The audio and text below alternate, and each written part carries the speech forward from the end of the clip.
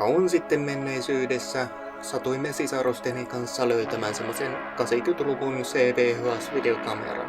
Sillä me innostuimme sitten kuvaamaan leluillamme olevia leikkejä, jotka olivat aika kaoottisia katastrofielokuvia.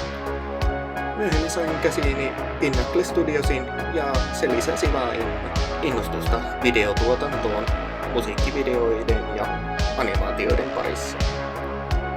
Teknologia kehittyi ajan myötä ja rupesin kokeilemaan sitä, mitä pystyi käsiini saamaan.